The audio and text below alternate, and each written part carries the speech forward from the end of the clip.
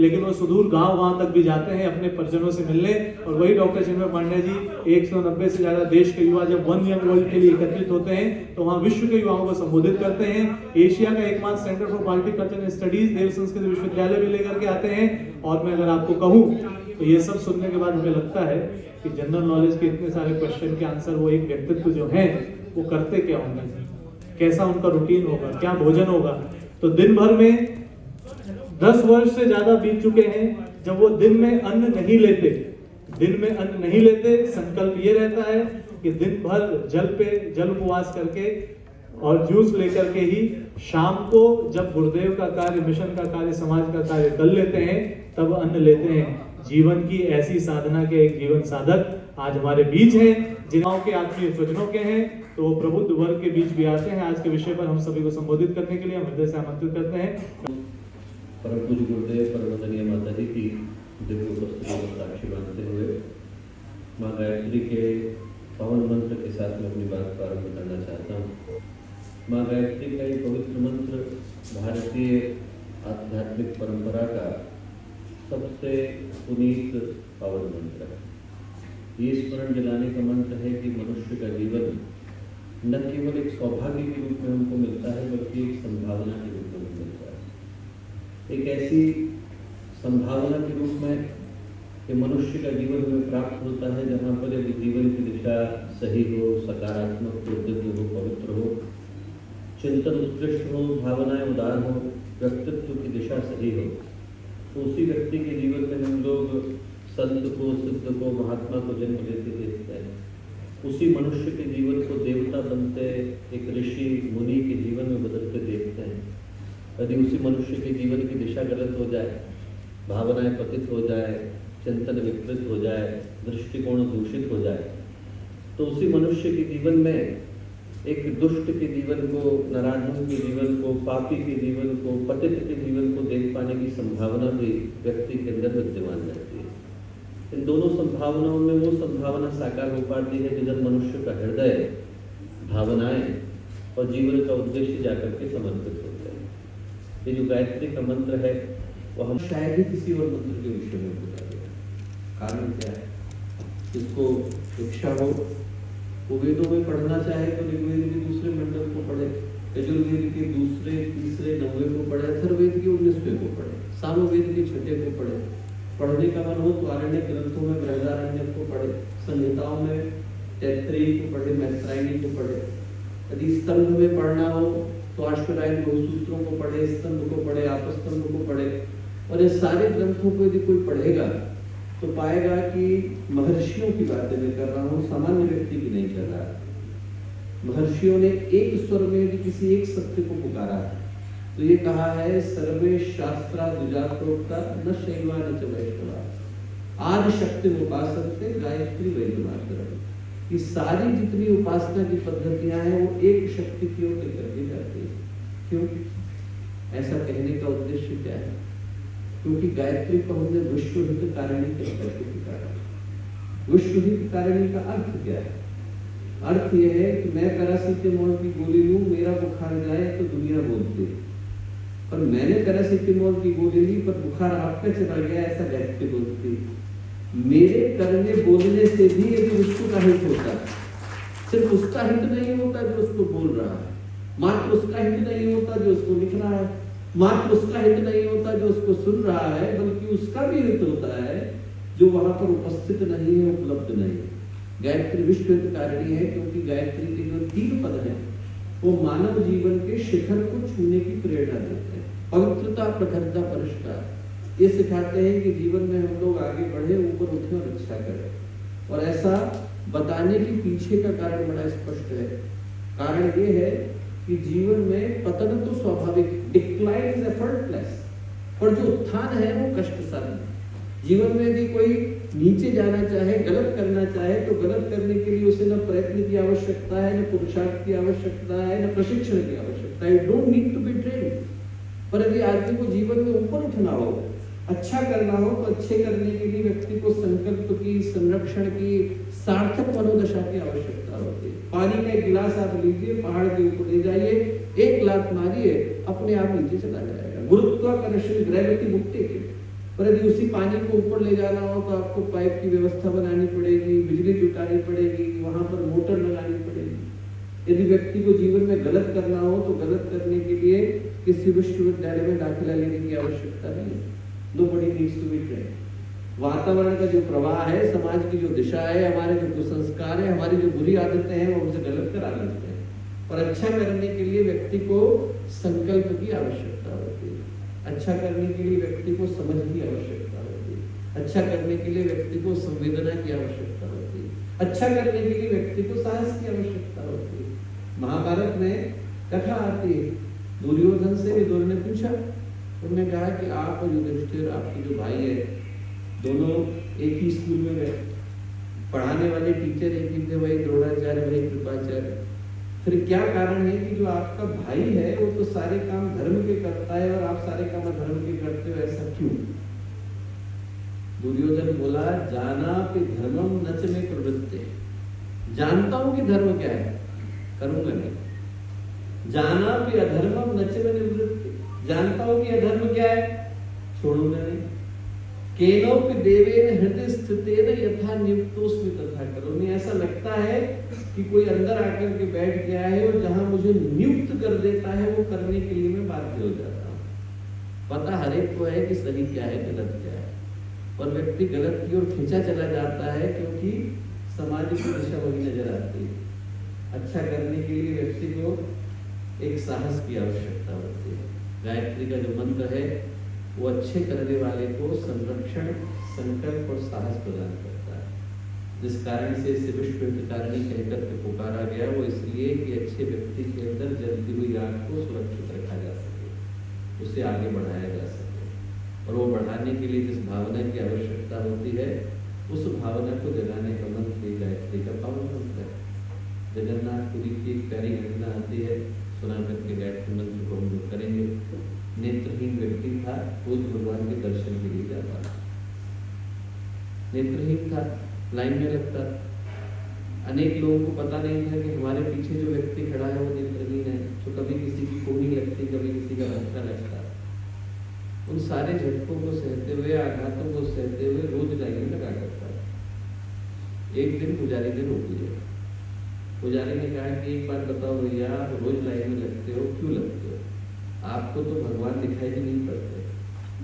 और नेत्रहीन व्यक्ति बोला, मुझे भगवान दिखाई नहीं पड़ते, पर भगवान को मैं तो दिखाई पड़ता हूँ।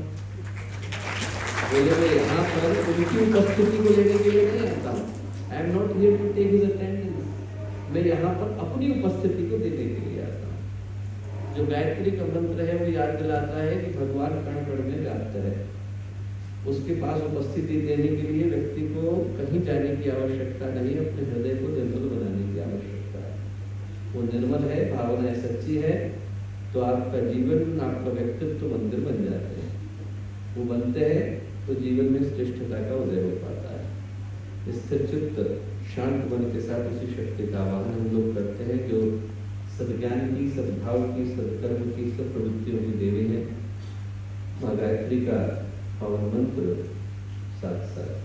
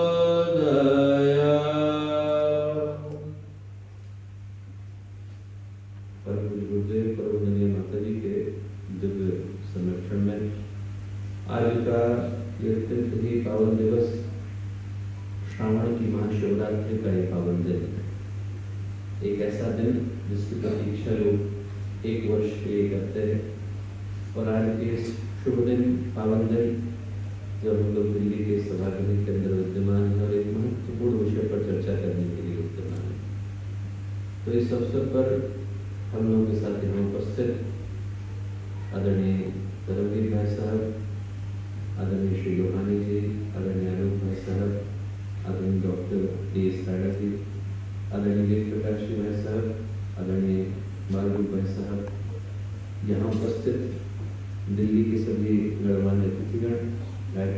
किसी भी कार्यकर्तागण, हमारे भाई बहन और कार्यकर्ता मित्रों, आज एक बड़े ही महत्वपूर्ण विषय पर चिंतन करने के लिए, मनन करने के लिए, विमर्श करने के लिए हम लोग यहाँ आकर के एकत्रित हुए हैं। और सही पूछे तो आज का दिन हम में से प्रत्येक के लिए बड़े सौभाग्य की संभावना की सूचना को लेकर के आया है। जीवन में अवसर तो अनेकों बार आते हैं, opportunities are there endless times, और उनमें से सौभाग्य में वही बदल पाते हैं जिन क्षणों के मूल्य को, महत्व को समझ पाने की स्थिति में हमारी चेतना होती है। यदि हमारा हृदय, हमारा मन, हमारी अंतस चेतना if they are not ready to embrace them, तो जो अवसर आते हैं वो आकर के दरवाजा खटखटा करके चले जाते हैं। भगवान भी आए, दरवाजा खटखटाए, और यदि हमें चटकनी लगा करके बैठ जाए तो उनको खाली आते जाना पड़ेगा। बारिश हो और हमें छाता लगा करके बैठ जाए तो आंगन सूखे रह जाते हैं। जीवन में क्रांति को घटाने के लिए अनिवार्य होता है कि हम अंदर से उस घड़ी को स्वीकार कर पाने की स्थिति में। महाराष्ट्र में 12 साल के बच्चे के जीवन में एक बड़ी अद्भुत घटना घटी। नाम था नारायण। शादी करने के लिए गए, 400 साल पुरानी घटना है। वहां पर परंपरा है कि जब आप शादी करने के लिए जाते हैं तो शादी कराने वाले पंडित दुपट्टा बांधते समय में वर वधू को कहते हैं सावधान। उनने भी कहा, जो पंडित थे उनने जोर से बोला सावधान। कहना था कि तुरंत नारायण के हृदय में विचार आया, संकल्प आया कि पंडित मुझसे सावधान होने को क्यों कह रहा है। शायद इसलिए कह रहा है कि न जाने कितने वर्षों की प्रतीक्षा के बाद मनुष्य का जीवन मिला है। इसका उद्देश्य क्या है, लक्ष्य क्या है, इसका अनुसंधान तो अनिवार्य हो जाता है। Why did I get this opportunity? I should be able to explore it. बस शादी के मंडप से उठे, त्र्यंबकेश्वर के पास कापली का जंगल है, जाकर के बैठे, और 12 वर्ष के बाद जब दोबारा उठे तो उनका नाम समर्थ गुरु रामदास हो गया। आप सोचते थे कितनी छोटी सी घटना थी और कितनी महत्वपूर्ण घटना। तो यही घटी थी कि 12 साल के बच्चे को पंडित ने सावधान होने के लिए कहा। न जाने कितनों को कहा होगा और कितनों ने सुना होगा, उनमें से कोई समर्थ गुरु नहीं बना। बनने के लिए जरूरी हो जाता है कि जो घटना हमारे साथ घट रही है उस घटना के मूल्य को समझ पाने की स्थिति में हमारी अंदर चेतना। और जो आज का दिन है वो हमारे लिए यही प्रश्न लेकर के आया है। इसमें कोई शंका नहीं, इसमें कोई संदेह नहीं कि जो मनुष्य का जीवन मिला है उसको यदि हम लोग भारतीय शास्त्रों की दृष्टि से देखें तो वो हमारे जीवन का, हमारे इस जीवात्मा की यात्रा का सबसे बड़ा उपहार यदि किसी को बताते हैं तो मनुष्य जीवन को बताते हैं।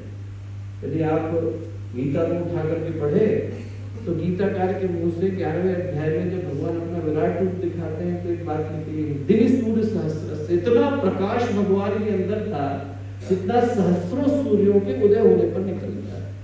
और आप सोचिए कि उस प्रकाश के अंश को लेकर मैं और आप धरती पर आए। ईश्वर अंश जीव अविनाशी, उसी ईश्वर की चेतना के रूप में, उसी ईश्वर के अंश के रूप में हम में से हर व्यक्ति यहाँ आकर के बैठा है। हमारी जो क्षमताएं, हमारी जो सामर्थ्य है वो अनंत है, असीम है, अपरिमित है, तुलनीय है। There is no count to it. यदि आप उपनिषदों में पढ़े श्रीमंतु विश्व अमृतस्य पुत्राय धामानि दिव्यानि तस्तु, अरे सुनो तो सही, ऋषि कहते हैं सुनो तो सही, अमृत के पुत्र हो, परमात्मा के पुत्र हो, विधाता के पुत्र हो। उस प्रकाश के पुत्र के रूप में व्यक्ति धरती पर आता है, उस संभावना को लेकर के आता है जिस संभावना को प्राप्त करने की सामर्थ्य हर किसी के अंदर नहीं। पर फिर क्या कारण है कि जो वरदान के रूप में मनुष्य का जीवन मिलता है वो अभिशाप में चला जाता है। छोटी छोटी परेशानियों में, छोटी छोटी उलझनों में आदमी इतना दब जाता है कि चेहरे की मुस्कुराहट भी चली जाती है। बड़ी बातें तो छोड़ दीजिए, व्यक्ति जीवन के सामान्य सुख भी ढंग से भोग नहीं पाता है। और उसको जानने के लिए जो अनिवार्य हो जाता है वो ये अनिवार्य हो जाता है कि मनुष्य के जीवन के मूल्य को हम लोग समझ सके। आज का जो दिन है वो इसी उद्देश्य को लेकर के आया। गुरुदेव ने एक कहानी लिखी है, बहुत प्यारी कहानी लिखी है। एक व्यक्ति था, गांव में रहता था। किसी सिद्ध संत ने बोला कि गांव के पास से जो नदी गुजर रही है उसके किनारे जो पत्थर पड़े हैं उन पत्थरों में से एक पत्थर पारस का पत्थर है, उठा लो तो जीवन बदल जाएगा। उसको लगा मुझे मिलना चाहिए, पर अब कैसे ले? सारे के सारे तो दिखने में एक जैसे लगते हैं। तो उसने एक नियम बनाया। नियम ये बनाया कि रोज सुबह आयरन का पाउडर लेकर, लोहे का बुरादा लेकर घूमने के लिए निकलूंगा, पत्थर उठाऊंगा, बुरादे में घिसूंगा। बुरादा सोने में बदल गया तो ठीक, नहीं बदला तो पत्थर को उठा करके पानी के अंदर फेंकूंगा ताकि दोबारा उसी पत्थर को न उठाना पड़े। नियम तो बहुत अच्छा था। समस्या क्या थी? मनुष्य का मन। हमारे मन के अंदर समस्या यह है कि यदि किसी काम को रोज करते हैं तो उसे आदत में बदल देते हैं, ये भूल जाते हैं कि कर क्यों रहे। वैसा ही उसके साथ घटा। सिर्फ इतना याद रहा कि सुबह सुबह घूमने के लिए जाना है, पत्थर उठाना है, बुरादे में घिसना है, पानी में फेंकना है। क्यों भूल गया? हफ्ता चला गया, महीना चला गया, 1 वर्ष चला गया, 10 वर्ष चले गए, 20 वर्ष चले गए। एक दिन पत्थर उठाया, बुरादे में घिसा, पानी के अंदर फेंका, आगे बढ़ा और देखा कि वो बुरादा सोने में बदल गया, पर हाथ का पारस का पत्थर चला गया। बस ऐसे ही मनुष्य का जीवन हमको मिला है। न जाने कब चेकआउट का नोटिस आ जाए, कौन जानता है। जितने दिन के लिए मिला है उसको हम उद्देश्य के साथ जी सके तो जीवन वरदान में बदल जाता है। जो आज का ये यात्रा का क्रम है वो यही याद दिलाता है कि मनुष्य का जीवन वरदान में बदलता है। गुरुदेव ने कहा यदि व्यक्ति हर क्षण के मूल्य को समझना जानता है, नहीं तो हम उसको अभिशाप में बदल करके बैठ जाते हैं। एक उद्देश्य तो इस प्रेजेंटेशन का यही ही है कि व्यक्ति उसकी कीमत जान सके जो वो लेकर के आया है। और दूसरा, इस प्रेजेंटेशन को बनाने के पीछे के कारण एक व्यक्तिगत भी रहा। मैं जब लंदन में था, चैरिंग क्रॉस एक हॉस्पिटल है, वहां पर कंसल्टेंट के रूप में था। हमारे सामने पेशेंट आया, 27 साल का लड़का था। उसके पिताजी जो थे वो लंदन के सबसे रिच लोगों में से एक थे, एकेडमिकली ब्राइट था, कैम्ब्रिज यूनिवर्सिटी को टॉप किया। एक ही समस्या थी कि कोकेन लेनी शुरू कर दी, और जो लंबे समय तक कोकेन को लेता है उसके साथ एक समस्या हो जाती है। समस्या ये हो जाती है कि उसको एक स्पेशल टाइप के हेलुसिनेशन होने लग जाते हैं, जिसको हम लोग बोलते हैं लिलीपुशियन हेलुसिनेशन। गुलिवर एंड लिलीपुट जिसने कहानी पढ़ी है उससे ये शब्द निकल कर गया है। छोटे छोटे व्यक्ति उसको अपने शरीर पर चलते हुए दिखाई पड़ते हैं, थे पर दिखाई पड़ते हैं। चूंकि लंबे समय तक स्टेरॉइड भी ले लिए तो लेने के कारण डायबिटीज हो गई। इंसुलिन की सिरिंज को लेकर उन व्यक्तियों को निकालने की कोशिश वो करता है। जिस रात को देखा उस रात उसके शरीर में 27 छेद थे। आप विश्वास नहीं करेंगे कितनी बुरी स्थिति। 3 महीने लगे उसको ठीक करने में। 3 महीने के बाद जब वो ठीक होने की स्थिति में आया तो उसके अंदर गुस्सा बहुत था। कोई इलाज करने के लिए जाए तो उसके पीछे पड़ जाता था, ड्रिप निकाल के फेंक देता था, बहुत क्रोध। एक दिन उससे पूछा मैंने कि भाई इतना गुस्सा किस लिए? बोले आप लोगों से नहीं हूँ, आप लोग अपने में मत लेना, मैं अपने पिताजी से गुस्सा। क्यों? बोले आप एक सामान्य व्यक्ति की जिंदगी को सोचो। बोले सामान्य व्यक्ति अपनी जिंदगी में कुछ पाने का प्रयत्न कर रहा है। आप अच्छी एजुकेशन लेते हो ताकि आपको अच्छी जॉब मिले, अच्छी जॉब लेते हो ताकि आपको अच्छा घर मिले, घर मिल जाए तो बंदा व्यक्ति एक अगले पोडियम की तरफ आगे बढ़ रहा है। You have got education so that you can occupation so that you can settle down. बोले मेरी जिंदगी में 18 साल का था, 3 फरारी गिफ्ट में मिल गए, 20 साल का हुआ हेलीकॉप्टर गिफ्ट में मिल गया। ऊपर जाने की तो नहीं था पर नीचे जाने को पड़ गया, तो इसलिए बुकिंग लेनी शुरू कर दी। मैंने कहा पर उसमें आपके पिताजी दोषी नहीं, उनने तो वही किया जो उनको लगा कि आपको खुश करने के लिए, बल्कि आपको लगता भी है कि आपके फादर इसके लिए रिस्पॉन्सिबल है। तो प्रश्न ये पूछना जरूरी है कि जिंदगी किसकी है?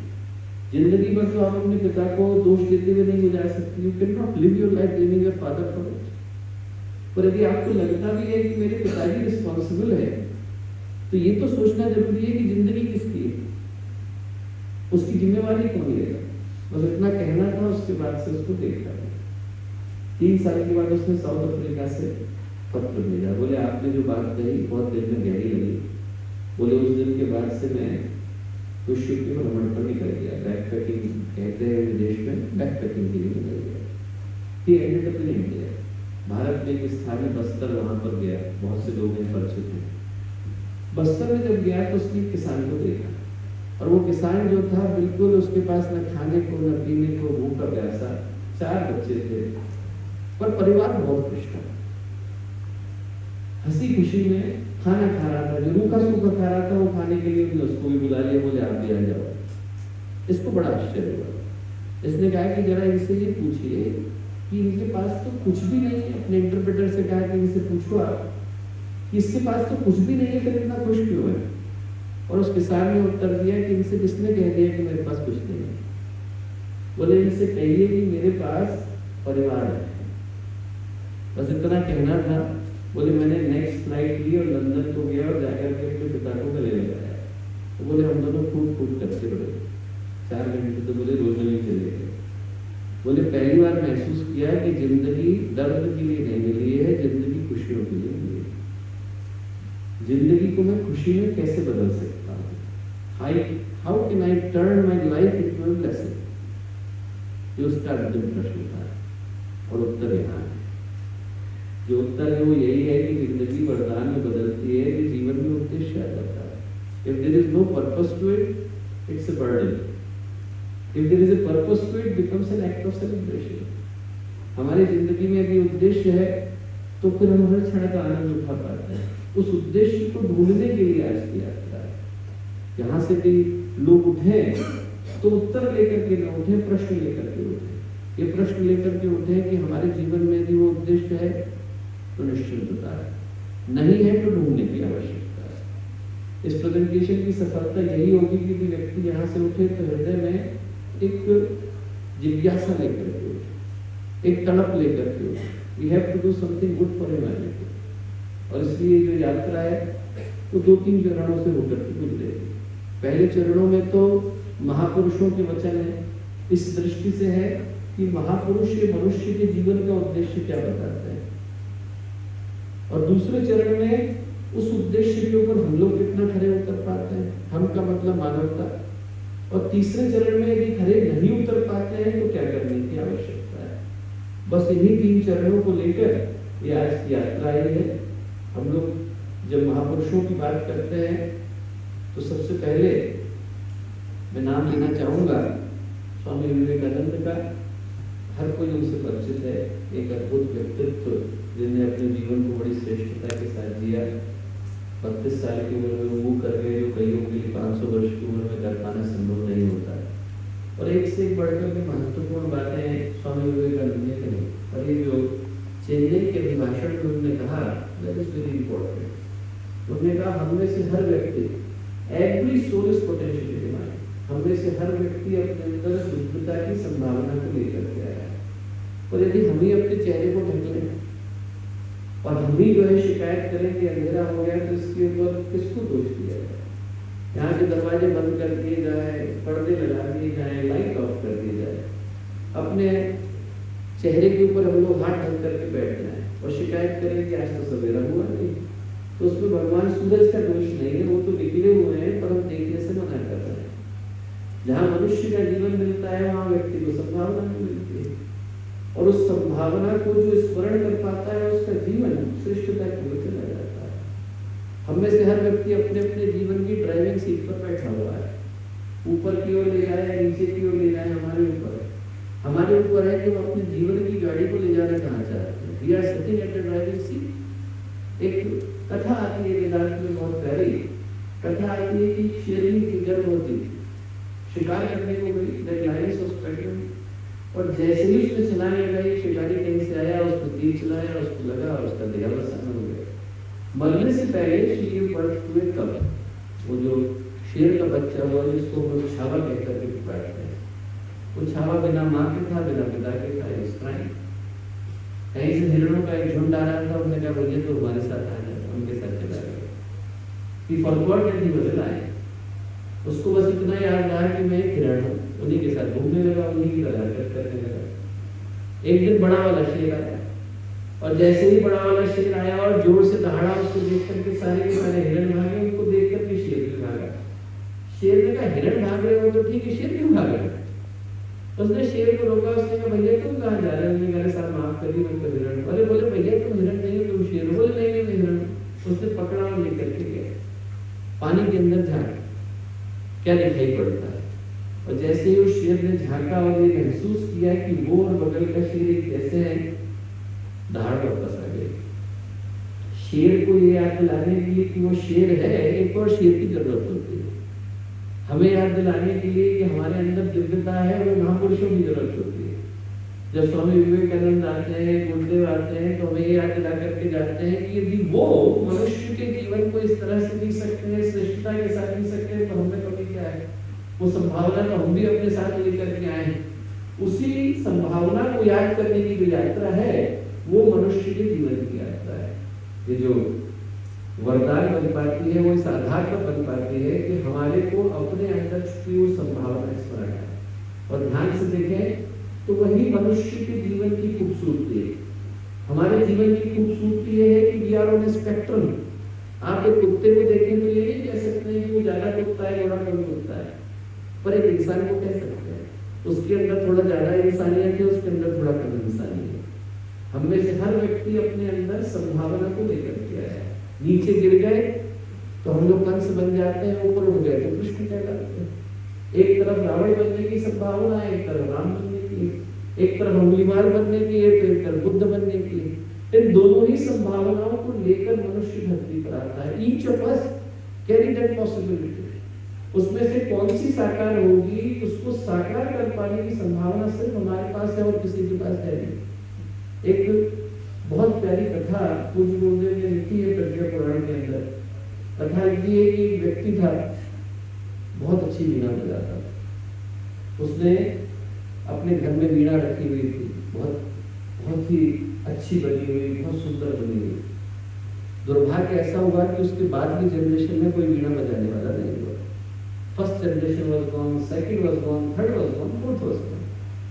अब घर में कोई बच्चा नहीं जो वीणा को बजा सकता था। अब वो एक मेंटल पर शोपीस बन करके रह गए। That's it. एक दिन जो है जो 5वीं पीढ़ी के बच्चे थे, उन्होंने कहा कि साहब हमारे किसी मूल्य की नहीं, पता नहीं लकड़ी रखी हुई है, इसको कबाड़ी को बुला करके बेच देते हैं। कबाड़ी को बुलाया, बोले खरीदोगे? कबाड़ी ने कहा खरीदेंगे, हमें क्या दिक्कत है, 10 रुपए दे दो और ले लेकर के कबाड़ी चला। बाहर से संयोग से वीणा बजाने वाला जा रहा है। उसने कहा ये तो वीणा बहुत अच्छी, आजकल तो ऐसी वीणा देखने को भी नहीं मिलती है। बोले मुझे बेच दो। बोले अरे 10 रुपए में खरीदी, 11 रुपए तुम ले लो, तुम ले जाओ। ले ली। अब जैसे ही उसने वीणा ली, वो वीणा को लेकर के वहीं बैठ गया और बैठ करके उसने बजाना शुरू किया। और जैसे ही उसमें से संगीत निकलना शुरू हुआ और इतना मधुर था, दैट वाज सो ब्यूटीफुल कि धीरे धीरे करके गांव के लोग इकट्ठे होने शुरू हो गए। उस घर के जो बच्चे थे वो भी निकल करके आए और निकल करके उसने जब देखा कि उस वीणा में से आवाज आ रही है, तो उसने कहा मुझे वीणा तो हमारी है, हमको वापस दे दो। तो संगीतज्ञ ने बोला बेटा तुम लोगों के लिए तो लकड़ी ही है, मेरे लिए वीणा। वीणा उसी के लिए बन पाती है जो उसके अंदर से संगीत के सुरों को छेड़ना जानता है। बाकियों के लिए तो शरीर ही है, पर कुछ के लिए विवेकानंद और गुरुदेव बन जाता है।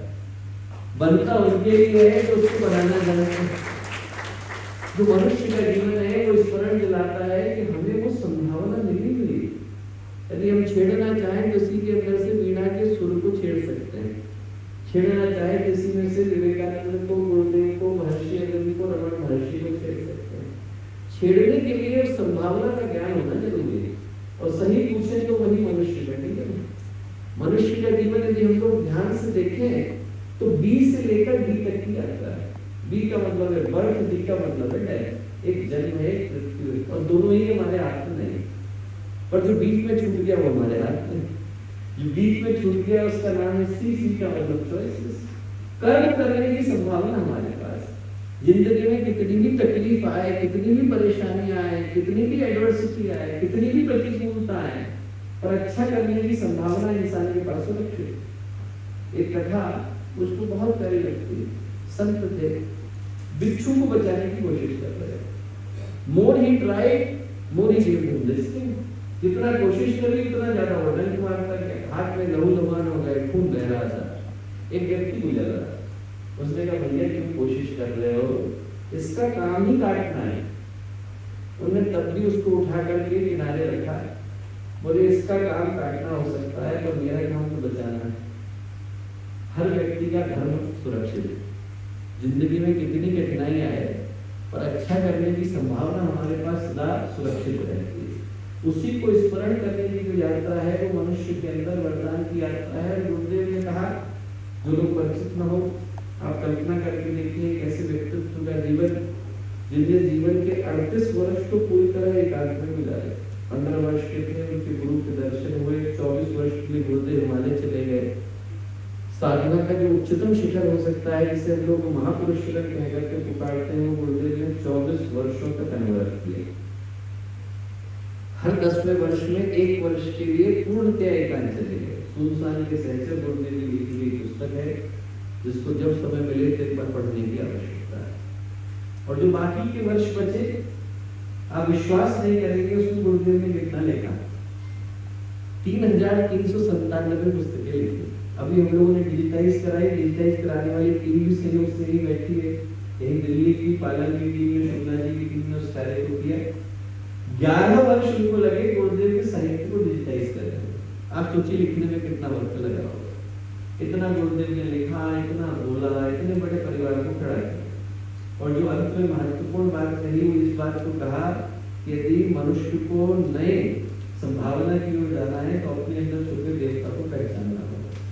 तो गायत्री परिवार का मुख्यालय है वो शांति कुंज के नाम से जाना जाता है। शांति कुंज के केंद्र में जो गायत्री का मंदिर है, आप लोग वहाँ आए।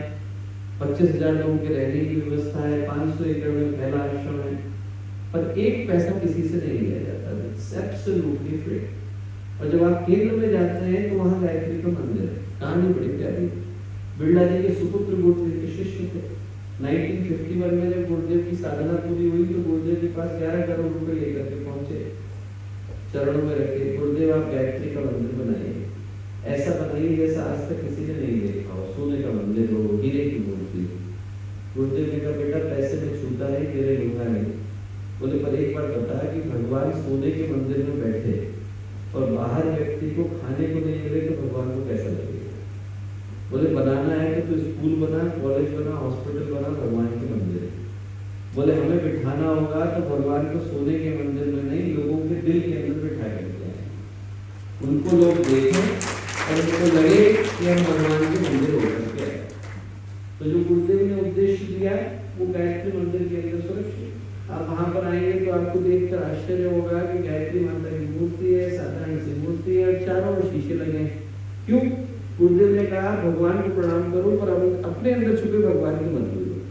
शीशे के सामने खड़े हो और याद करो कि वो भगवान आपके अंदर है। तो यदि महापुरुषों की दृष्टि से देखें तो हमें मनुष्य का जीवन मिला ताकि अपने अंदर छुपे देवता को व्यक्ति जगा सके। वो भगवान और कोई नहीं, हमारे ही भीतर है। उसको जानने के लिए, उसके अंदर की संभावना को जागृत करने के लिए मनुष्य का जीवन मिलता है। तो यदि अध्यात्म की दृष्टि से देखें, शास्त्रों की दृष्टि से देखें, महापुरुषों के जीवन को देखें और उसके संदेश को समझने की कोशिश करें तो लगभग सारे व्यक्तित्व एक ही बात को बताने गए कि जिस भगवान को हम लोग ढूंढने की कोशिश कर रहे हैं वो यही है, इज राइट वे। और यदि हम उसको जगा पाते हैं तो जीवन अपने आप वरदान में बदल पाता है। हमारी चेतना अच्छी हो जाए, सोच अच्छी हो जाए। पर दुर्भाग्य कि जब हम आसपास दृष्टि दौड़ाते हैं तो वो देवत्व से बड़ा जीवन नहीं पाते हैं, कठिनाइयों से, समस्याओं से उलझा हुआ जीवन पाते हैं। व्यक्ति जीवन के साधारण सुख भी ढंग से भोग नहीं पाता है। 3 ही वरदान लेकर के आया, शरीर, मन और भावना। और आज शरीर व्यक्ति का बीमारियों से इस कदर ग्रस्त हो गया है कि रोटियां तो 2 ही खा पाता है, गोलियां 20 खानी पड़ती है। शरीर आदमी का बीमारियों से भर गया। डॉक्टर के पास क्या आशा लेकर के जाएंगे, वो बेचारा खुद ही बीमार है। आदमी के पास जो है शरीर की दृष्टि से आदमी कमजोर हो गया, मन की दृष्टि से स्ट्रेस से, टेंशन से, परेशानियों से भर गया, भावना की दृष्टि से इतना ज्यादा संवेदनशील हो गया है कि छोटी छोटी बातें व्यक्ति को गहरी चुभ जाती है। आदमी जाकर क्या बनता है, जब होता है शरीर गया, मन गया, भावना गया। स्ट्रेस इस कदर हो गई कि आज की तारीख में मुस्कुराते लोग देखने को नहीं मिलते हैं। वो दिन दूर नहीं है कि आपको दिल्ली में म्यूजियम खोलना पड़ेगा, 500 रुपए का टिकट लगाना पड़ेगा, लंबी लाइन लगेगी। लोग क्या देखने के लिए जा रहे हैं? अंदर एक आदमी मुस्कुरा रहा है, उसको देखने जा रहे हैं, क्योंकि मिलता नहीं। और समस्या ये हो रही है कि यदि एक व्यक्ति मुस्कुराता सड़क पर निकल जाए तो उसको देख करके 10 को टेंशन हो जाती है कि भले आदमी को मिल गया है तो मुझे नहीं मिला। इतनी स्ट्रेस टेंशन आ गई। हम लोग मुंबई में थे, एक इंडस्ट्रियलिस्ट आए और आकर के रोने लगे। क्यों रहे हैं? हमने पूछा। अरे बोले भैया इस बार 1 करोड़ का नुकसान हुआ। मैंने तो बहुत हो गया, भगवान से प्रार्थना करेंगे अगली बार कॉम्पनसेट हो जाए। उनकी पत्नी बोली भैया इनकी बात मत सुनना। मैंने कहा क्यों? बोले 15 करोड़ का फायदा सोच करके बैठे थे, 14 करोड़ का फायदा हुआ है, नुकसान नहीं हुआ। 15 करोड़ का फायदा सोचा था तो 14 करोड़ का फायदा, 1 करोड़ का नुकसान नजर आता है। मनुष्य का मन ऐसा हो गया है कि जहां पर यदि स्ट्रेस नहीं है तो व्यक्ति उसे कहीं से खोज करके लाना चाहता है। वो जो वरदान का जीवन था वो अभिशाप में बदल गया, और उसको विभिन्न तरीके से हम लोग अपने जीवन के अंदर देख सकते हैं। आज की तारीख में ये बड़ा दुर्भाग्य है कि मनुष्य का जो जीवन है वो एक तरीके से रेस में बदल गया है। हम लोग ध्यान से देखें तो जो आज की स्थिति है वो ये है कि व्यक्ति दौड़ रहा है, पता भी नहीं उसको कि क्यों दौड़ रहा है और किसके पीछे दौड़ रहा है, क्या पाने के लिए दौड़ रहा है। आप ध्यान से देखें तो संसार एक नियम हमें सिखाता है। क्या सिखाता है? ये सिखाता है कि आपको आपके जीवन में आगे बढ़ना है, ठीक बात है, पर प्रगति का अर्थ हम किससे लेते हैं? प्रगति का अर्थ हम लोग सफलता से नहीं लेते हैं, प्रगति का अर्थ हम लोग प्रतिद्वंदिता से लेते हैं। For us success is not based on if I am reaching somewhere, success is based on the competition. आपके पास पैसा इतना काफी नहीं है, औरों से ज्यादा होना चाहिए। आपके पास घर है इतना काफी नहीं है, औरों से बड़ा होना चाहिए। आपके पास जो है नौकरी इतना काफी नहीं है, औरों से बेहतर होनी चाहिए। जिंदगी कब दौड़ में बदल गई हम लोग जानते भी नहीं। जिंदगी इस कदर दौड़ में बदल गई है कि छोटा सा जो कागज का टुकड़ा है वो व्यक्ति की जिंदगी को पूरी तरह से नचाता नजर आता है। जब जाने का वक्त आया तो सिकंदर ने अपने सेनापति को बुलाया, और बुलाने के बाद बोला कि ऐसा करना कि कल को जब मैं मरूं तो मेरी मुट्ठियां खोल देना। क्यों? दुनिया को पता चलना चाहिए कि वो सिकंदर जो जिंदगी में कुछ पाने के लिए दौड़ा, जब वो भी गया तो खाली हाथ गया, लेकर के तो सिकंदर भी नहीं गया। पर व्यक्ति दौड़ता बहुत तेजी से। कहते हैं कि जब सिकंदर पुरु से हारने के बाद वापस लौट रहा था तो रास्ते में एक जगह पर जाकर के रुका। जिस जगह पर जाकर के रुका वहां पर सब सैनिक भूखे प्यासे थे, करके आ रहे थे। सेनापति ने जाकर के एक वृद्ध महिला का घर था, उससे प्रार्थना करी। उन्होंने कहा कि भैया खाने को कुछ है तो बना दीजिए। उन्होंने कहा ठीक, खाने को बना दिए और बहुत अच्छा खाना बनाया। तो सेनापति को लगा कि अभी तो कोई भी नहीं पता है कि इसमें सिकंदर बैठा हुआ है। बोले यदि मैं बता दूं कि सिकंदर बैठा हुआ है तो शायद कुछ और अच्छा खाने को मिल जाए। तो महिला जो थी रोटी परोस रही थी, सारे सेनापति और कुछ चुने हुए सैनिक बैठे हुए थे। तो उसने जाकर के बोला कि अरे सिकंदर हम लोगों के साथ बैठे हैं, विश्व विजेता सिकंदर। जैसे ही बोला वैसे उसने रोटी परोसना छोड़ा, अंदर गई और सोने के 2 सिक्के लाई और सिकंदर की थाली में डाल दी। सिकंदर बोला अच्छा खासी रोटी खा रहा था, ये क्यों लेकर के आई? बोले अरे बेटा तेरे लिए वही लेकर के आई जो खाने से तेरा पेट भर सकता है। बोले रोटी खाने से भर गया होता तो दुनिया में मारा मारा नहीं घूमता, तेरे लिए वो लेकर के आई जिसको खाने का तेरा मन करता है।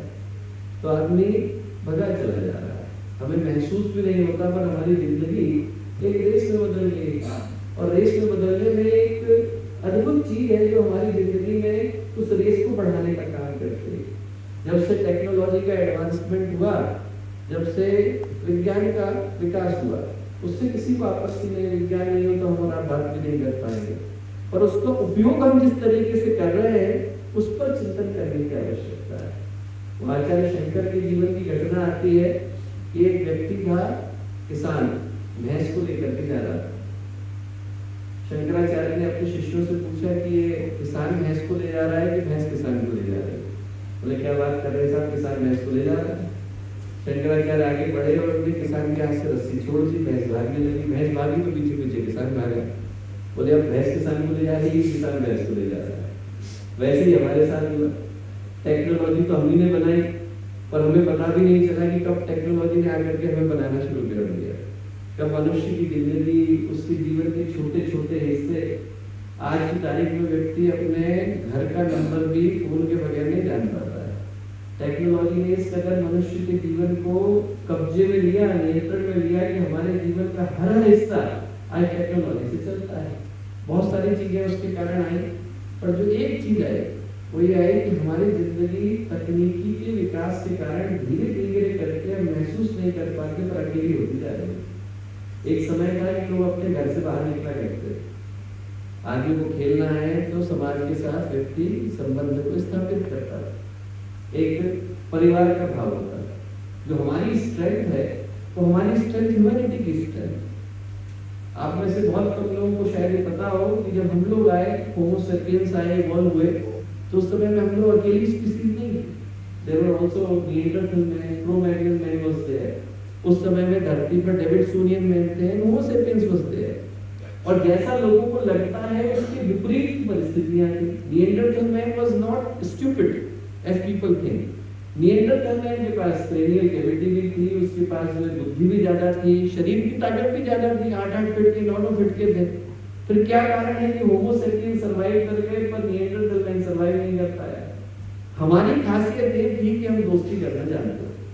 मैंने आपको देखा, आपने मुझे देखा, तुरंत मन में भावना आ जाती है कि हम लोगों को परस्पर संबंध बनाने की आवश्यकता है। मैं अकेला हाथी को नहीं हरा सकता, पर अभी हम सब खड़े हो जाएंगे तो हाथी को भागने के लिए मजबूर होना पड़ेगा। वो जो हमारी खासियत थी कि हम परिवार बनाना जानते थे, समुदाय बनाना जानते थे, संस्कृति बनाना जानते थे, समूह बनाना जानते थे, मानवता बनाना जानते थे, दैट इज स्लोली गोइंग। व्यक्ति को पता भी नहीं चल रहा कि कब वो अकेला होता है। आज से 14 साल पहले ब्रुनेल यूनिवर्सिटी ने एक कोर्स शुरू किया, मजाक के रूप में शुरू किया, how to talk to normal people. क्यों? हर व्यक्ति तो चैटिंग कर रहा है, पर आपको जान करके आश्चर्य होगा कि 40 लोगों ने अप्लाई भी किया, क्योंकि लोगों को सच में पता नहीं चल रहा। जिंदगी की हर चीज तो फोन के अंदर आ गई, शॉपिंग में आ गई, रिलेशनशिप में आ गई, हर चीज धीरे धीरे आ गई। एक व्यक्ति धीरे धीरे करके उसको अकेला करते चले जा रहे हैं। दूसरी समस्या क्या आ रही है कि व्यक्ति धीरे धीरे करके उसका जो अटेंशन लेवल है वो कम होता जा रहा है। आज से लगभग 40 साल पहले कैम्ब्रिज यूनिवर्सिटी ने एक रिसर्च करी, ये जानने के लिए करी कि पूरे ग्रुप को ले लिया जाए तो वो एक पर्टिकुलर थीम को कितनी देर तक फॉलो कर सकते हैं, व्हाट इज एन एवरेज। हर व्यक्ति का अटेंशन लेवल अलग अलग होगा, अटेंशन स्पैन अलग अलग होगा, पर on an average how much it is, gas करें आप लोग, तो 22 मिनट 18 सेकंड। और वही कारण था जिसके कारण जो टीवी के सीरियल थे वो 22 मिनट लंबे हुआ करते थे और 8 मिनट का एडवर्टाइजमेंट हुआ करता था। आज जब उसको दोबारा से रिपीट किया तो आपको जान करके आश्चर्य होगा कि आज व्यक्ति का जो अटेंशन का लेवल है वो कितना हो गया है, 18 सेकंड। व्यक्ति 18 सेकंड से ज्यादा एक विषय के ऊपर फॉलो नहीं कर पाता है। टेक्नोलॉजी का बम्बार्डमेंट इतना ज्यादा है, फोन के अंदर इतने ज्यादा मैसेजेस आ जाते हैं, फेसबुक के नोटिफिकेशन है, व्हाट्सएप के नोटिफिकेशन है, उनमें से बहुतों को तो व्यक्ति पढ़ भी नहीं पाएगा। और ऐसा भी नहीं है कि उनमें से कुछ इंपॉर्टेंट है, भारत के प्रधानमंत्री तो बन गए नहीं कि हमको न्यूक्लियर स्ट्राइक के ऊपर डिसीजन लेना है। उसमें से आधे से ज्यादा मैसेज तो वो है कि व्यक्ति बिना पढ़े दूसरों को फॉरवर्ड कर देता है, पर तब भी वो व्यक्ति की ऊर्जा में ले जाता है। तो जो दूसरी समस्या है वो ये कि जब से तकनीकी का विकास हुआ तब से व्यक्ति की एकाग्रता धीरे धीरे कम होने लगी। और जो तीसरी समस्या है वो क्या, व्यक्ति का धैर्य जा रहा है। आज से 30 साल पहले जब टेक्नोलॉजी इतनी डेवलप नहीं थी, लोग चिट्ठियां भेजते थे और आराम से पत्र का उत्तर आने की प्रतीक्षा करते थे। और वो मैसेज चला गया, आपको दिखाई पड़ रहा है, मैसेज पे डबल टिक हो गया, व्यक्ति को पता चल गया कि डिलीवर हो गया। थोड़ी देर में ब्लू हो जाएगा तो व्यक्ति को पता चल जाएगा कि पढ़ लिया है। अब उत्तर क्यों नहीं दे रहा है? व्यक्ति की जो अधीरता है वो उसके साथ साथ बढ़ती जा रही। वो तो व्यक्ति फोन के अंदर से निकल करके गला नहीं घोट सकता, नहीं तो यदि उत्तर नहीं आया तो व्यक्ति हत्या करने को तैयार हो जाए कर सके। और जो दुर्भाग्य है वो ये कि जो चीजें थी वो तो यूज करनी थी, लोगों को प्यार करना था, कर रहे हैं उल्टा। हम चीजों को तो प्यार कर रहे हैं और लोगों को इस्तेमाल कर रहे हैं, तो जिंदगी अपने आप जो है वो संकट से गिर गई। और आज की जो बहुत बड़ी दुर्घटना घट रही है वो ये घट रही है कि आज के समय में घर बड़े हो गए तो परिवार चले गए। व्यक्ति के पास पहले की तुलना में घर बड़े हैं तो परिवार चले गए। आज से लगभग यदि आप 25-30 साल पहले उठा करके देखें तो एक छोटे बोले अरे साहब मंदिर भगवान का घर है। बोले मंदिर बड़ा है तो धरती पे क्यों खड़ा है? बोले अरे धरती धारण करती है। बोले धरती बड़ी है तो फिर शेष जी के ऊपर क्यों खड़ी है? बोले शेष भगवान है। बोले शेष जी बड़े हैं तो भगवान शिव के गले में क्यों पड़े? बोले अरे भगवान शिव है। बोले भगवान शिव बड़े हैं तो उस पे क्यों खड़े हैं, कैलाश पे क्यों खड़े हैं? बोले अरे कैलाश उनका घर है। बोले अरे कैलाश बड़ा है तो हनुमान जी की कानी उंगली पे क्यों खड़ा है? तो एक संत वहीं पर थे, उन्होंने कहा साहब ये तो बहस ही कर रहा है। बोले तो एक काम कर, इससे कह दे कि तू ही सबसे बड़ा है। तो उन्होंने कहा कि आप ही सबसे बड़े हो। खुश हो गया वो। तो संत बोले कि एक बात बता कि तू सबसे बड़ा है तो मंदिर के नीचे क्यों खड़ा है? तो आदमी के पास जो है बुद्धि तो आई, पर बुद्धि के साथ तर्की आए। व्यक्ति जो है मन की भावना को भूल गया। और जो दुर्भाग्य हुआ वो ये कि आज हम लोगों के पास बढ़िया हॉस्पिटल है, बढ़िया सर्जरी है, एक से एक बढ़कर के डॉक्टर है, पर व्यक्ति अपने हेल्थ को और स्टेमिना को गंवा करके बैठा है। घर बड़े हो गए, परिवार चले गए, व्यक्ति के पास डिग्रियां आ गई, व्यक्ति सामान्य जानकारी को भूल गया। हॉस्पिटल बड़े हो गए, डॉक्टर बड़े हो गए, पर व्यक्ति स्वास्थ्य को गंवा करके बैठा है। एक तरफ तो व्यक्ति चंद्रमा पर पहुंच गया, तो पड़ोसियों का नाम भी पूछे तो व्यक्ति को ढंग से पता नहीं। पैसा ज्यादा आ गया पर मन की शांति चली गई। कहते हैं कि सिकंदर को उसके गुरु ने कहा कि भारत से योगी को लेके आना। दंडी स्वामी के पास पहुंचा, जो बाद में डायोजनीस कहलाए। उन्होंने कहा आपको हमारे साथ चलना है। वो बोले चलेंगे, पर तुम हो कौन? बोले मैं विश्व विजेता सिकंदर हूँ। बोले वो तो समझ में आया, सिकंदर आपका नाम है, विश्व कब जीत लिया? बोले मैंने आधा जीत लिया है, बाकी का आधा जीतने वाला हूँ। बोले सब जीत लोगे तो क्या करोगे? बोले बहुत बड़ा महल बनाऊंगा। और क्या करोगे? हीरे जवाहरात रखूंगा। और क्या करोगे? नौकर चाकर रखूंगा। फिर क्या करोगे? बोले अरे कैसा प्रश्न है, आराम करूंगा। तो दंडी स्वामी बोले और मैं अभी क्या कर रहा हूं? बोले उसके लिए दुनिया को जीतने की क्या आवश्यकता है? यदि आदमी को जीतना है तो मन को जीते। जिसने आत्म को जीत लिया, अपने व्यक्तित्व को जीत लिया, उसके पास सब आ जाता है। तो व्यक्ति के पास पैसा है पर व्यक्ति मन की शांति को गंवा करके बैठा है। नॉलेज है पर विजडम चली गई। और जो दुर्भाग्य हुआ वो ये कि जनसंख्या तो बढ़ गई पर कहीं से मानवता चली गई। आज हम लोगों के पास बाहर की दृष्टि से बहुत है, पर व्यक्ति भीतर की दृष्टि से दरिद्रगी को और गरीबी को अपना करके बैठा है। और जो जिंदगी है वो एक ऐसी दौड़ में बदल गई है कि जब तक व्यक्ति महसूस करे तब तक तो अंतिम समय आ जाता है। चेकआउट किया, पकड़ा गया, पकड़ करके भागना। जितना उत्तर में भागना उतना भागना, झंडी गाड़ देना, पूरब में दूसरी गाड़ना, पश्चिम में तीसरी गाड़ना, दक्षिण की चिंता नहीं करो, हम लोग खड़े हैं, जितना आप नाप करके आओगे सब आपकी है। बस। बोले हाँ, आज तक किसी को मिली नहीं? बोले नहीं। क्यों? बोले अरे सवेरे दौड़ो तो पता चलेगा। सवेरे का सूरज उगा, 4 झंडियां पकड़ाई, भागना शुरू किया। जितना भागा उतना मन का लालच बढ़ गया, ये सब तो मुझे मिलने वाला है, यहाँ से लेकर के और गाजियाबाद तक का सब मेरा ही मेरा है, मुझे मिलने वाला है। उसको लगा जब एक ही दिन भागना है तो खाना लेके क्यों भाग रहा हूँ, खाना फेंक दिया। एक दिन तो बिना खाने के रह सकता हूँ। पानी क्यों पी रहा हूँ, पानी फेंक दिया। एक दिन बिना पानी के रह लूंगा। कपड़े उतार दिए, ज्यादा दूर पहुंच जाऊंगा। गोरखी ने लिखा है 2 बजे याद आया कि झंडी गाड़नी थी, पहली झंडी गाड़ी। पूरब में गया, दूसरी गाड़ी, पश्चिम में गया, तीसरी गाड़ी। उधर गोरखी ने लिखा कि खाना खाया नहीं था, पानी पिया नहीं था, बिना कपड़ों के साइबेरिया में भगा चला जा रहा था। उधर सूरज डूबा, इधर अंतिम लाइन से 6 फीट पहले आकर के बेहोश हो गया। जब होश आया तो देखा कि पूरा गांव इकट्ठा है, चंद्रमा सर पे चढ़ गया है और जो गांव का प्रधान है वो वहां पर खड़ा है, सब लोग ताली बजा रहे हैं। बोले भैया तुम तो बहुत दूर आ गए। बाकी के लोग लालच में इतने पड़े कि आज तक लौटे नहीं, झंडियां गाड़ रहे हैं। तो उसको लगा मैं इतनी दूर तक आ गया तो शायद मुझे डिस्काउंट में कुछ मिल जाए। तो उसने गांव के प्रधान से कहा कि जो 6 फीट की भूमि छूट गई है, धरती छूट गई है, इसका आप क्या करोगे? कि जो 6 फीट लैंड है between my finger tips and the finish line, what you gonna do with it? गांव का प्रधान बोला तुम्हारे मरने की प्रतीक्षा कर रहे हैं, इसमें तुम्हारी कब्र खोदेंगे, तुमको गाड़ेंगे, इतनी ही जमीन तुम साथ लेकर के जाते हो। इससे ज्यादा जमीन लेकर के कोई आज तक गया नहीं।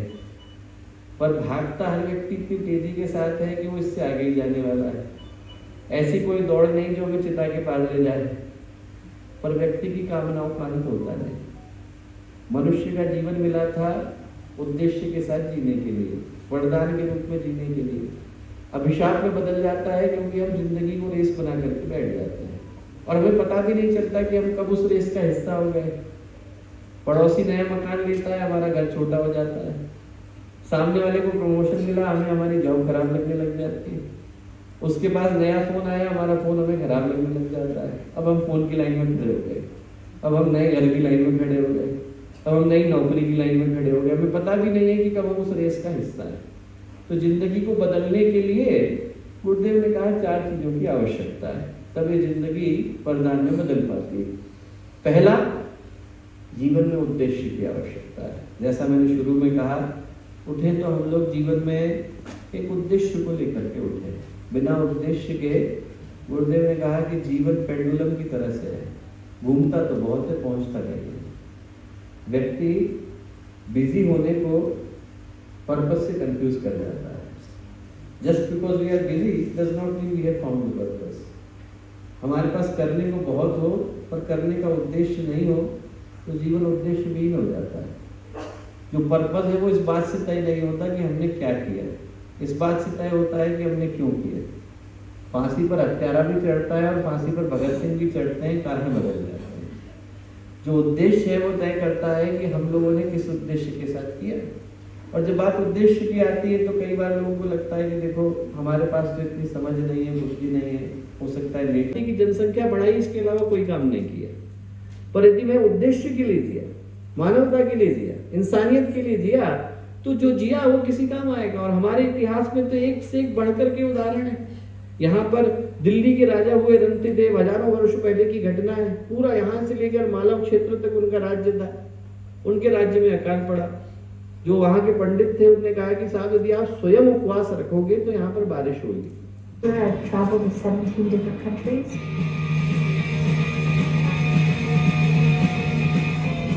My situation of being born without arms requires a lot of creativity. I would see all the kids around me climbing up the monkey bars or climbing up the slide, and for me I felt somewhat frustrated because I was prevented from that. I wanted to run up and climb up that slide just like all the other kids. At times I would envision flying over the playground and being Superwoman. I realized that I needed to adapt to the way everyone else did things, and it wasn't about catering to my needs or my special situation, but it was more about me adapting and being creative and coming up with ways of using my feet or using other methods to become independent. Put my pants onto the hook, then I just step into the pants like this,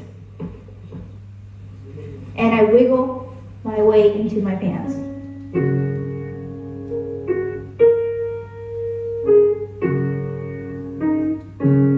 I've heard the saying a number of times that, life is 10% what happens to you, 90% of how you respond to it. So that's why I fell in love with psychology. Psychology fascinated me in that sense that it really did credit a lot to your process to become a pilot. I had to find a specific airplane, and it has 2 less controls than most standard airplanes. And so therefore I can actually keep my right foot on the yoke, my left foot on the throttle.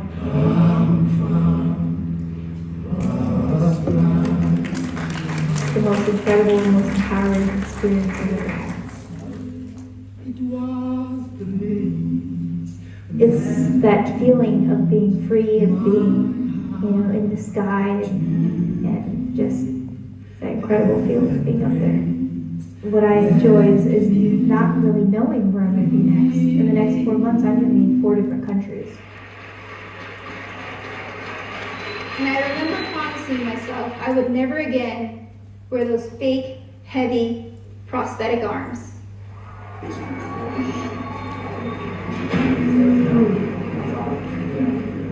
Here's our flight. We will go out to the different areas of Ethiopia, visit with the families of children with disabilities, and help them overcome their own difference as well, and bring that confidence that I had to develop over the years and help share that with them.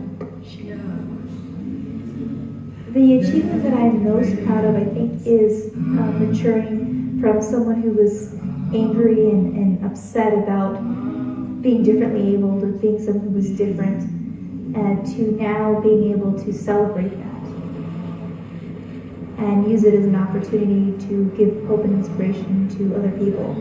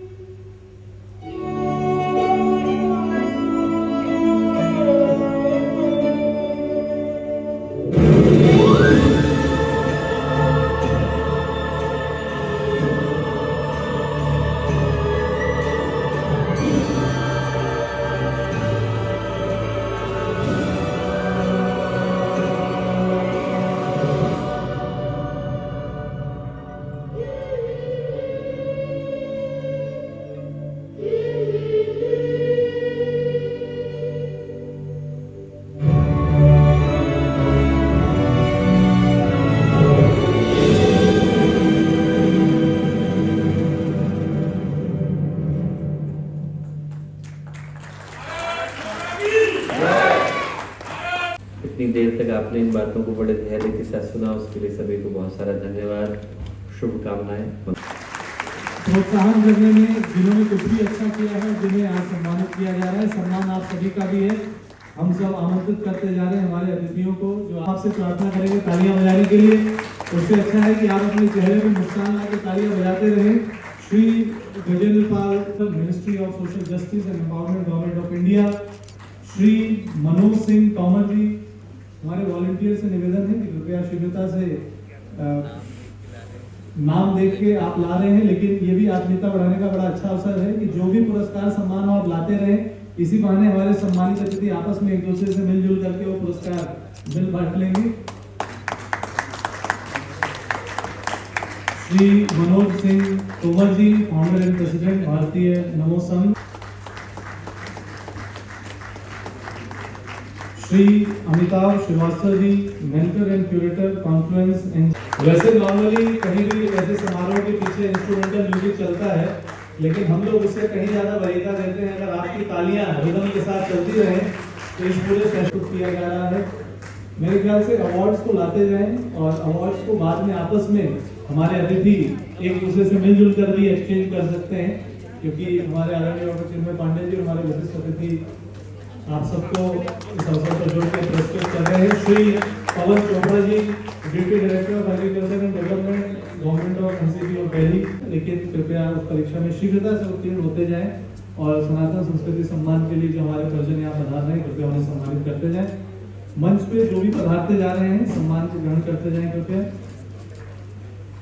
Shri Ashok Kumar ji, MD, GCKC projects.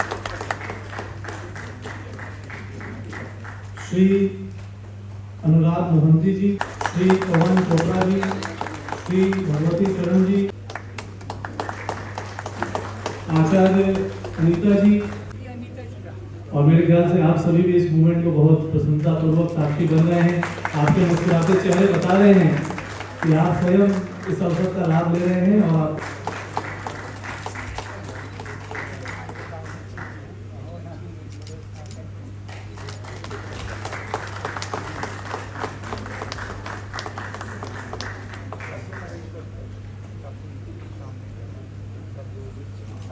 आज के इस विशिष्ट अवसर पर आप सबके लिए विशेष book stall बाहर लगाया गया है, जहाँ परम पूज्य गुरुदेव की लिखी पुस्तकें।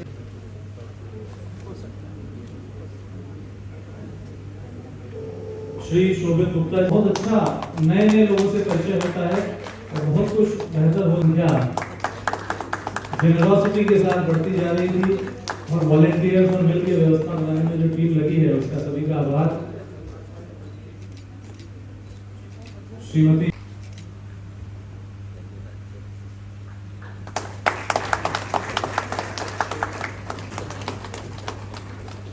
श्री रंजीत कुमार जी, वरिष्ठ पत्रकार, नवभारत समूह। श्री रंजीत कुमार जी, वरिष्ठ पत्रकार। श्री राजीव सिंह जी।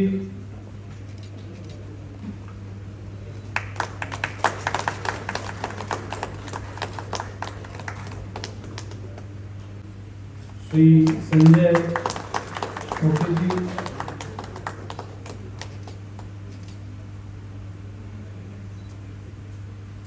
श्री दीपक केडिया। दुनिया में जब लोग कहते हैं बुराई बढ़ रही है तो उसका अच्छा कारण क्या होता है कि बुराई की चर्चा बहुत होती है, लेकिन अच्छाई जब होती है तो ना उसकी चर्चा हो पाती है, ज़्यादा ना प्रोत्साहन हो पाता है। लेकिन आप लोग बहुत ही विशेषज्ञ हैं, अनुभवी हैं और आपके मुस्कुराते चेहरे और आपकी ऊर्जा ये बता रही है कि जो अच्छे कार्यों का प्रोत्साहन है, उस प्रोत्साहन की ऊर्जा से कार्य और अच्छे होते चले। एक बार पुनः देव संस्कृति विश्वविद्यालय में ही निर्मित ये कागज का अपना प्रोडक्ट है और इसके अंदर गुरुदेव का साहित्य है। ये हमारे अतिथियों को जो मंच पर उनको समर्पित किया जा रहा है और साथ ही साथ आमंत्रण है आप सभी को, जब भी अवसर मिले शांति को लेकर देव संस्कृति विश्वविद्यालय पधारें। और आज के इस विशिष्ट अवसर पर आप सभी इससे अगले क्रम में अभी हमारे विशिष्ट अतिथियों का संक्षिप्त मार्गदर्शन होगा। उससे पूर्व आप सभी इस सम्मान के साथ साथ इस भाव के साथ जुड़ रहे हैं। हमारे भाव आज के इस अवसर पर हमारे डॉक्टर चिन्मय पांड्या जी के जो हमारे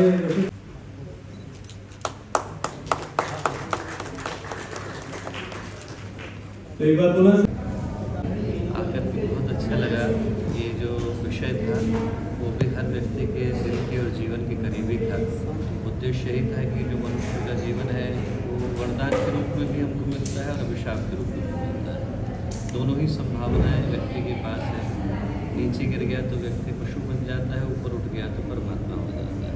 एक तरफ उंगलीवाल बनने की संभावना है तो दूसरी ओर बुद्ध होने की संभावना है और दोनों ही संभावनाओं को हम लोग अपने साथ लेकर के आए हैं। वो संभावना जिसमें हमारे अंदर का देवता जागता है उसे गुरुदेव ने मनुष्य में देवत्व का उदय धरती पर स्वर्ग का अवतरण कहकर के पुकारा। उस संभावना को स्मरण कराने के लिए आज की यात्रा थी। गुरुजी, हमारे जो रूरल एरिया में जो बच्चे हैं उनके लिए क्या मैसेज है? रूरल एरिया में तो सबसे ज़्यादा गायत्री परिवार है। 5128 केंद्रों में से 4500 से ज़्यादा तो ग्रामीण क्षेत्र में ही है। जी जी, वो यही प्रार्थना करेंगे कि भारत का गांव जागे ताकि राष्ट्र भी जागे। Thank you sir. Gaurav ji हमारे साथ में हैं। यहाँ पर चिन्मय पांडे जी आए हुए थे। सनातन धर्म को लेके बहुत अच्छी बातें चल रही हैं। सनातन संस्कृति संवाद का यहाँ पर हुआ। तो सर जी किस तरह से सर की जो विचारधारा है, क्या आप आम जनता के लिए कहना चाहिए? ये आज सौभाग्य है कि शिवरात्रि के शुभ अवसर पर डॉक्टर साहब को सुनने का मौका मिला।